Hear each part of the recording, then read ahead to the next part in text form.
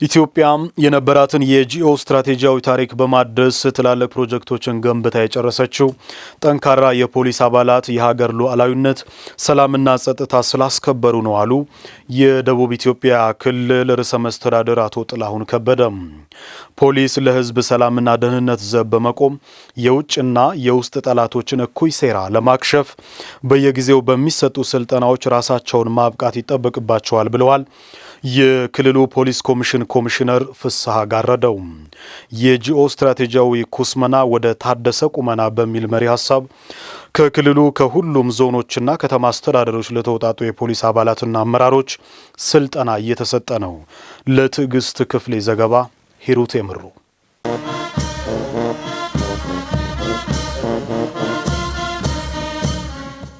በደቡብ ኢትዮጵያ ክልል በጂኦ ስትራቴጂካዊ ኩምስና ወደ ታደሰ ቁመና በሚል መሪ ሐሳብ ለፖሊስ አባላትና ለአመራሮች ስልጠና እየተሰጠ ይገኛል። ስልጠናውን ያስጀመሩት የደቡብ ኢትዮጵያ ክልል ርዕሰ መስተዳድር አቶ ጥላሁን ከበደ እንደ ሀገር በሁሉም መስክ እየተመዘገቡ ያሉ ስኬቶችን በዘላቂነት ለማስቀጠል የፖሊስ አባላትና አመራርን አቅም ማሳደግ ወሳኝ ነው ብለዋል። የጂኦ ስትራቴጂ አቅማችን ከምንም በላይ ስትራቴጂክ የሆነ የውስጥ ብቃታችን ምለካው ምገለጸው ምመዘነው እንደ ሀገር በመናስመዘግባቸው የልማት ትልሞች ወይም ስኬቶች ነው። የልማት ትልሞች ዘላቂነት ቀጣይነትና ለሁሉ ተደራሽ የሆኑ ስኬቶችን በየጊዜው እያስመዘገበ የሚሄድ ሀገር ሀያል ሀገር ነው። የስትራቴጂክ ቁመናው ከፍ ያለ ነው። ለዚህም ነው ትላልቅ ፕሮጀክቶች አጀንዳዎች ህዝባችንን አስተባብረን በስኬት እየተጓዝን የመጣ ነው። የውጭና የውስጥ ጠላቶቻችን ቢያብሩ ቢከሱም በታሪክ ከ11 በላይ በጸጥታው ምክር ቤት የኛን ውሃ ገድበን እንዳንጠቀም አጀንዳ ሆኖ ቀርቦ ብንከሰስም መላ ኢትዮጵያውያን በአንድ ላይ ቆመን ይህንን ግድብ ጨርሰን ሌላ ታላቅ ፕሮጀክት ለመጀመር ወደሚያስችል የኢኮኖሚ እድገት ላይ ደርሰናል። የደቡብ ኢትዮጵያ ክልል ፖሊስ ኮሚሽን ኮሚሽነር ፍስሐ ጋረደው በበኩላቸው ፖሊስ ለሕዝብ ሰላምና ደህንነት በቁርጠኝነት በመስራት ለውጭና ለውስጥ ጠላቶች እጅ ላለመስጠት የሚያግዝ ስልጠና መሆኑንም ተናግረዋል። የአገር ክብር፣ የአገር ብልጽግና፣ የአገር እድገትና የአገር ሰላም የማይነጣጠሉ ጉዳዮች በመሆናቸው ምክንያት ኃላፊነታቸውን በተሟላ እውቀት እንዲወጡ ለማድረግ፣ ሁለተኛ ኢትዮጵያ ከጥንት ጀምሮ በዓለም የምትታወቅ የራሷ እድል በራሷ ስትወስን የኖረች ሀገር ምዕራባውያን ዓለም ላይ በተንሰራፉበት በዛ ጨለማ በሚባለው ዘመን በባርነት ያልተያዘች ለክብሯ ለሉዓላዊነቷ የተጋች አብዛኞቹ የዓለም ሀገራት ከአውሮፓውያን ተጽዕኖ ከቅኝ ገዢዎች ጫና ነፃ የወጡበትን ቀን ሲያከብሩ ኢትዮጵያ ድል አድራጊ መሆኗን የሚያበስር ቀን የምታከብር የሚሰጥ ስልጠና ነው። እኛ ፖሊሶች ደግሞ ፖሊስ የሚል የጋራ መጠሪያ ያለን በአገር ብቻ ሳይሆን በዓለም የጋራ ስም ያለን ለሰላም የምንቆም ለዚህም ደግሞ ከዋጋ ሁሉ ውድ የሆነውን ሕይወት የምንከፍል እንደመሆናችን መጠን አካባቢያችን፣ ክልላችንን፣ አገራችንን ለመጠበቅ ተባብረን አንድ ሆነን እንደ ኢትዮጵያ ፖሊስ እንድንቆም የሚያደርግ ስልጠና ነው። የኢትዮጵያውያን ብልጽግናን ለማረጋገጥና የሀገራችንን ሰላምና ጸጥታ ለማስጠበቅ የሚያስችል አቅም የሚገነባ ስልጠና እንደሚሆንም የተናገሩት ደግሞ ሰልጣኞች ናቸው። ከዚህ ከስልጠናው አንጻር አንድ ሰራዊት ቀድሞ መረዳት ያለበት ነገር ምንድነው? ያንን ከተረዳ በኋላ ደግሞ ቀጣይ ላይ ምን አይነት ለውጦችን ማምጣት አለበት የሚባለውን በግልጽ የሚያስረዳ ስልጠና ነው። ከዚህ አንጻር አንድ ሰራዊት ከጂኦፖለቲክስ አንጻር ከጂኦ ስትራቴጂ አንጻር ያለውን ነገር እየተረዳ በሀገር ደረጃ ምን አለ፣ በዓለም ደረጃ ምን አለ፣ በመቀጠል ደግሞ እንደ አካባቢ ተጨባጭ ሁኔታ ደግሞ ምን አለ የሚባለውን ቀድሞ ችግሩን እየተረዳ ቀጣይ ላይ ደግሞ ለችግሩ መፍትሄ ምንድነው የሚባለው ላይ ትኩረት ተሰጥቶ ስልጠናው እየተሰጠ የሚገኝ ነው የሚሆነው ማለት። ዛሬ ከፍ ያለ በሀገራዊ እይታ በሀገር ደረጃ በሁሉም ክልሎች በተመሳሳይ ሰዓት እየተሰጠ ያለ ስልጠና አለ። ይህ ስልጠና በተለይ ለሰራዊቱ እጅግ በጣም አስፈላጊ ነው። ሰራዊቱ ከዚህ በፊት እንደ ሀገርን ለማቆም እየሰራ ያለው እያበረከተ ያለው አስተዋጽኦ አለ። በተጨማሪ ደግሞ ሀገራዊ እይታን እየቃኘ ተግባራትን መፈጸም ስላለበት በዛ ዙሪያ ላይ ዛሬ ስልጠና እየተሰጠ ነው ያለው። በዚህ ስልጠና በዋናነት አገራችን ያስመዘገበችውን ለውጦችን ቆጥሮ ይሄ ሰራዊት ማወቅ አለበት። ማወቅ ብቻ ሳይሆን በዚህ ለውጥ ላይ የራሱ አስተዋጽኦ ሊኖረው ይገባል።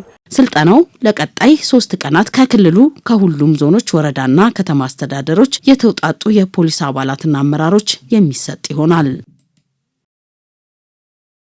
በየአካባቢያችን ያሉ የተፈጥሮ ሀብቶችን በመጠቀም ከተረጅነት ወደ ምርታማነት ለመሸጋገር ሁሉም ዜጎች የስራ ባህላቸው ማዳበር እንደሚጠበቅባቸው የወላይታ ዞን የመንግስት ዋና ተጠሪ ዶክተር አማረ አቦታ አሳሰቡ።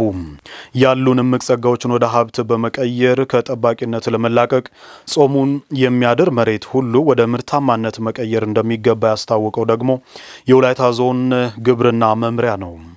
በዞኑ በ2018 የምርት ዘመን በአንደኛ ዙር በጋ መስኖ ከ38,000 ሄክታር በላይ ማሳን ለመሸፈን የታቀደ ሲሆን ከ1400 ሄክታር በላይ መሬት በስንዴ እንደሚሸፈን ተገልጿል። ማሩ ሞላ የመስክ ምልከታውን አስመልክቶ ተከታዩን ዘገባ አሰናድቷል። የወላይታ ዞን ከፍተኛ አመራሮች በድጉና ፋንጎ ወረዳ ወጣቶች በኩታ ገጠም የሚያለሙትን የቲማቲምና የሽንኩርት ማሳን መስክ ምልከታ ባደረጉበት ወቅት የዞኑ መንግስት ዋና ተጠሪ ዶክተር አማረ አቦታ በአካባቢያችን ያሉ ጸጋዎችን በአግባቡ መጠቀም ያስፈልጋል ብለዋል። ከእይታችን በተጨማሪ የስራ ባህልን መቀየር ከተቻለ በተለይም ስንዴን በዓመት ከአንድ ጊዜ በላይ በማልማት ከተረጂነት ወደ ምርታማነት የሚደረገውን ጉዞ በማሳካት የምግብ ፍላጎትን በራስ በመቻል ልመናን በማቆም የሀገርን ክብር መጠበቅ ይቻላልም ብለዋል። ግብርና በጣም በትኩረት እየተመራ ነው ያለው። በተለይም ከለውጡ ጊዜ ጀምሮ ለግብርና በተሰጠው ትኩረት ምርታ እያስመዘገብን እንገኛለን። ይህ ሲባል ኢትዮጵያ ያው በዘመናት እኛም ስናቅ ከምግብ ጋር ባለው በተለይ የስንዴ ልመና ታሪክ ነበራት እስከ ቅርብ ጊዜ ድረስ። ስለዚህ እዚህ ጋር ታላቅ የሆነ የታሪክ ጥፋት የተሰራበት ብለን መውሰድ እንችላለን። ስንዴኛ ከዚህ በፊት ክረምት ላይ ተራራን ተከትለን ደጋማ አካባቢዎች አለፍ ካለ ወይና ደጋማ አካባቢ ላይ ሚለማ ሰብል እንደሆነ ነው በእኛ አካባቢ የሚታወቀው። በሀገሪቱም በዛ ልክ ነው ስለማይ ነበረው።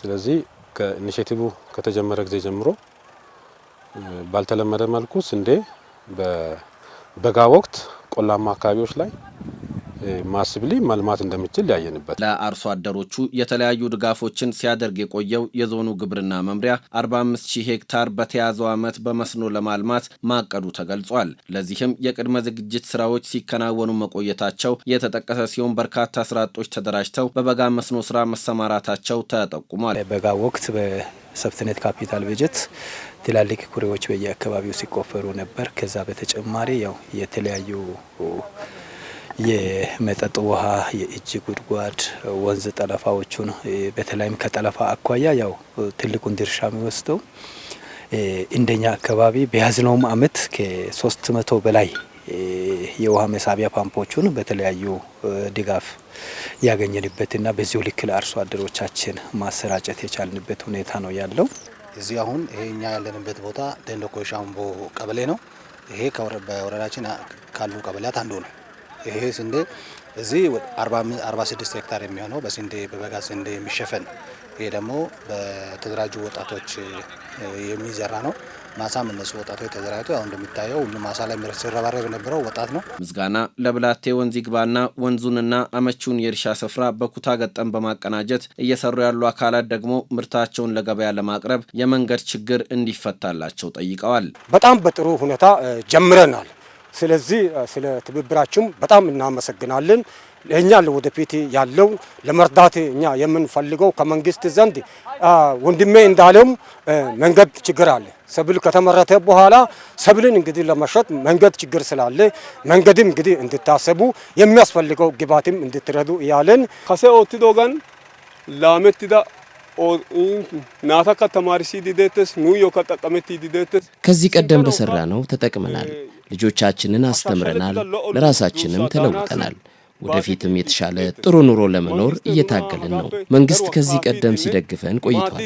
በተለይም የመንገድ ችግር ቢፈታልንና የአላቂ ግብዓቶች ድጋፍ ቢደረግልን እላለሁ።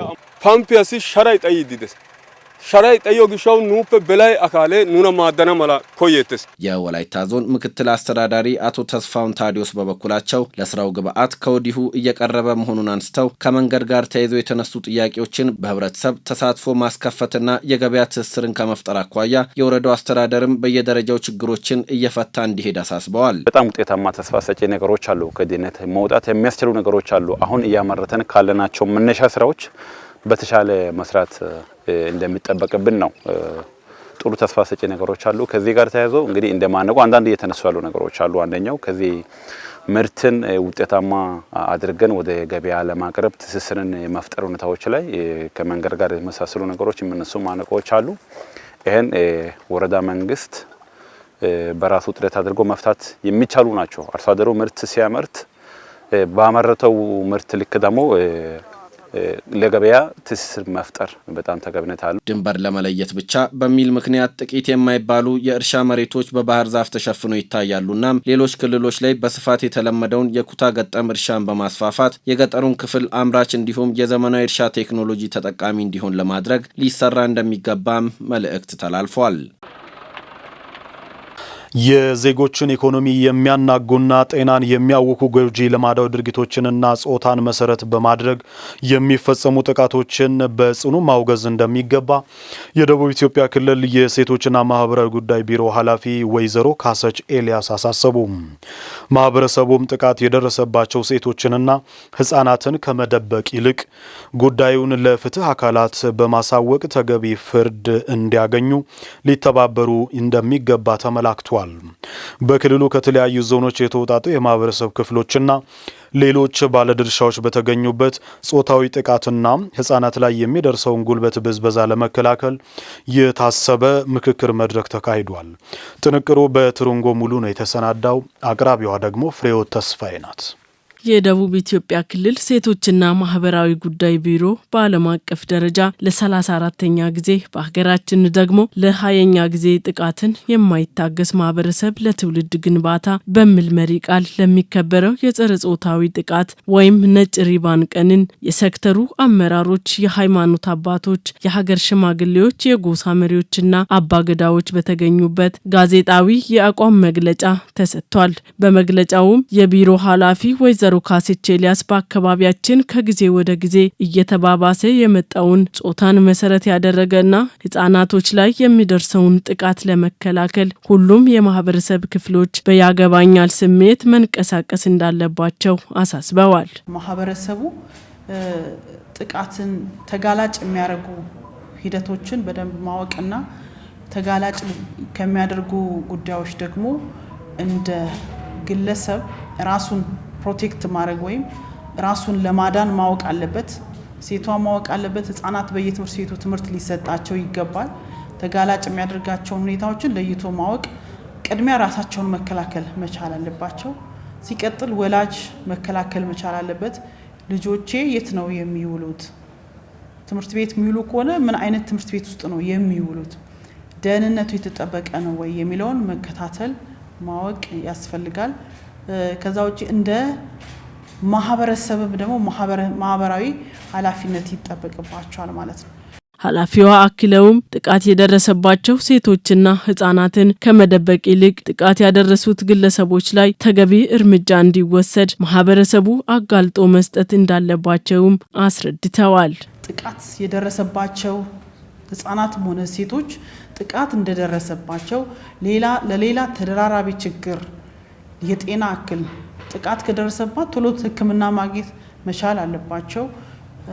ጥቃት ስንል ወሲባዊ ጥቃት ብቻ ሳይሆን የተለያዩ ጥቃቶች አሉና ቶሎ የህግ አካል በህግ እንዲዳኙ ለማድረግ የነጻ ስልክ ጥሪ መስመር ኦልሞስት እንደ ክልል ጥቃቱ በጣም በብዛት የሚበዛበት አካባቢ ሰሌክት አድርገን በእነዚህ ዞኖች ቀጣይ ሳምንት ይህንን የነጭ ሪባን ቀን አስመልክቶ እናስጀምራለን። በዚህ መረጃዎችን ለሚመለከተው አካል እንዲሰጡ ማህበረሰቡን ማስገንዘብ ያስፈልጋል። በደቡብ ኢትዮጵያ ክልል ከተለያዩ አካባቢዎች የመጡ የማህበረሰብ ክፍሎችም አግባብ ባልሆነ መንገድ የሚደርሰውን ጥቃትና ጎጂ ልማዳዊ ድርጊቶችን በጽኑ እናወግዛለን ሲሉ አብራርተዋል። ይጠለፋሉ፣ ተገደው ይደፈራሉ፣ ከቤት ንብረታቸው ይፈናቀላሉ፣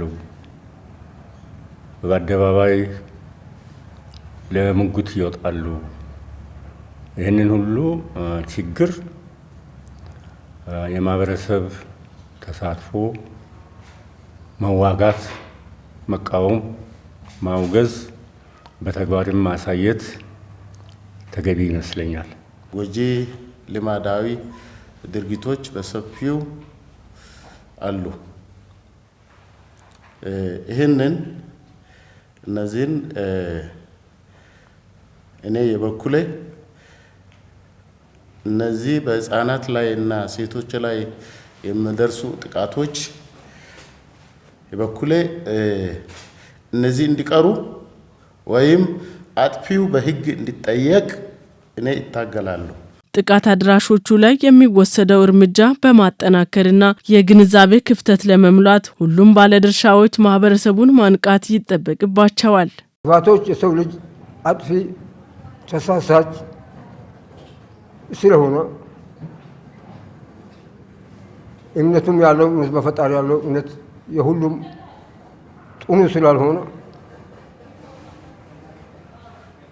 እርምጃዎች እንዲወሰዱ ለሌላው ለቀራው አካል መቀጣጫ እንዲሆኑ እርምጃዎች እንዲወሰዱ ቁርአን ያስቀምጣል። ህፃናት ክብር አላቸው ማለት ነውና በዚህ መልኩ እንግዲህ አሁን ላይ ያለው ነገር ግን በተቃራኒው ሁኔታ እየደረሰባቸው ያለው አደጋ እጅግ አሳሳቢ ነው።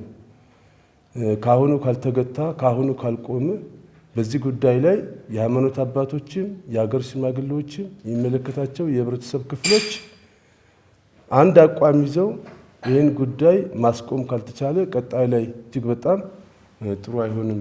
ጾታን መሰረት ያደረገና ህጻናት ላይ የሚደርሰውን ጥቃት እንዲሁም ጎጂ ልማዳዊ ድርጊቶችን ለማስቆም ሁሉም ቤተ እምነቶችና የተለያዩ ማህበራዊ መሰረቶች በጋራ ሊንቀሳቀሱ ይገባል። የትምህርት ጥራት ለማረጋገጥ የተጀመረውን ጉዞ የሚያደናቅፉ ሳንካዎችን በማስወገድ ብቁና አምራች ዜጋን ለማፍራት ዘርፉ በብልሃት ሊመራ ይገባል አሉ የወላይታ ዞን ትምህርት መምሪያ ኃላፊ አቶ ሚካኤል ሳኦል።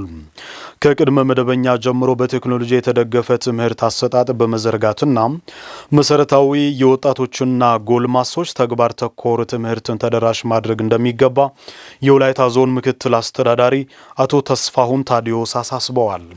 የወላይታ ዞን ትምህርት መምሪያ የ2018 የትምህርት ዘመን የእስካሁን አፈጻጸምና ቀጣይ እቅዶች ላይ ያተኮረ ምክክር መድረክ ተካሂዷል። አማኑኤል ጃጊሶ ላሰናዳው ዘገባ ውብሸት ጳውሎስ። በምክክር መድረኩ ተገኝተው መልእክታቸውን ያስተላለፉት የወላይታ ዞን ምክትል አስተዳዳሪ አቶ ተስፋሁን ታዲዮስ የትምህርት ስርዓት ማሻሻያ ዋና ዓላማው አስፈላጊውን እውቀትና ክህሎት እንዲሁም አመለካከትን በማዳበር ችግሮችን የመፍታትና ከአካባቢው ጋር ቶሎ የመላመድ አቅምን ለትውልድ ማጎልበት እንደሆነ ተናግረዋል። በዚህም ለሁሉም ዜጎች በቴክኖሎጂ የተደገፈ ትምህርትን የማዳረስ ስራ በልዩ ትኩረት ሊመራ እንደሚገባ ነው ያሳሰቡት። የትምህርት ዘርፉን የማስፈጸም አቅም በመገንባት ፊታዊ አካታችና ተደራሽ የሆነ ጥራቱና አግባብነቱ የተረጋገጠ የመልካም አስተዳደር ላይ የተገነባ የህይወት ዘመን ትምህርትና ስልጠና አካል የሆነ በቴክኖሎጂ የተደገፈ ትምህርት ከቅድመ አንደኛ እስከ ሁለተኛ ደረጃ እንዲሁም መሰረታዊ የወጣቶችና ጎልማሶች ተግባር ተኮር ትምህርትን ለዜጎች የማቅረብ የመምሪያውን ተልዕኮ ለማሳካትና እንዲሁም ላለፉት ዓመታት በመደበኛ መማር ማስተማር ስራ ውስጥ ለተለያዩ ክፍተቶች መነሻ ምክንያቶችን በመለየት የዚህን የትምህርት ዘመን የትምህርት ስራን በግለት ለማስቀጠልና በውጤት ለማስመስከር ውሎ አድሮ በመስራት በአእምሮ በስነ ልቦናና በልዩ ወኔ ወደፊት መቀጠል ቁርጠኝነት ያስፈልጋል። የተማሪዎችን ውጤት በማሻሻል ብቁ ተወዳዳሪና መልካም ስብዕና የተላበሰ ትውልድን ለማነጽ የሁሉም ባለድርሻ አካላት ቅንጅትና ትብብር እንደሚሻም ጠቁመዋል። በእውቀቱ የተካነ በክህሎቱ የበለጸገና በችሎታ የዳበረ ትውልድን የማፍራት ሀገራዊ ብሎ ዞናዊ ተልዕኮን በመወጣትና የተማሪውን ውጤት በማሻሻል የክፍል ውስጥ መማር ማስተማር ስራ ጥራቱን የጠበቀና በተማሪ ውጤት የሚታጀብ እንዲሆን ማድረግ የትምህርት ብክነት እንዳይፈጠር መስራትና ከአቅም በላይ ሆኖ ቢፈጠር እንኳን ለማካካስ መስራት ችግር ፈቺና ተከታታይ የሆነ ድጋፍ ክትትልና ግብረ መልስ ስራዎችን መስራት በዛሬው መድረክ ሊሰመር የሚገባ ዋናው ነጥብ ነው። የወላይታ ዞን ትምህርት መምሪያ ኃላፊ አቶ ሚካኤል ሳውል በበኩላቸው የተሻለ እውቀትና ችሎታ ያለው በምግባርም ግብረ ገብ ዜጋን ለማፍራት በትምህርት ዘርፍ ላይ ሁሉንም ዜጎች በማሳተፍ መረባረብ እንደሚያስፈልግም ገልጸዋል። የሀገራችን የትምህርት ስርዓት በምናይበት ጊዜ ለበርካታ ዓመታት ጥራቱ ላይ ትኩረት አልተደረገም። ይህም ደግሞ በሀገራችን እድገት ላይ አሉታዊ ተጽዕኖ እያሳደረ ይገኛል። ይህን የተረዳው መንግስታችን የትምህርትን ስብራት ለመጠገን የሚያስችል በርካታ ስራዎችን እየሰራ ይገኛል። እንደምታውቁት ከዚህ በፊት ትምህርት ስራችን በእውቀት ብቻ ላይ ዲፔንድ የሆነ ነው። ለዚሁ በአመለካከት በክህሎት የታነጸ ዜጋን ለማፍራት አዲሱ ፍኖተ ካርታ ተቀርጾ ይህን ፍኖተ ካርታ ተግባራዊ ለማድረግ የሚያስችል ስርዓተ ትምህርት ተዘጋጅቶ ሰፊ ርብርብ እየተደረገ ይገኛል። ሆኖም ግን አሁንም ቢሆን የስራዎች ሁሉ ማጠንጠኛና ማጠቃለያ የሆነው የተማሪ ውጤት ችግር ውስጥ ነው።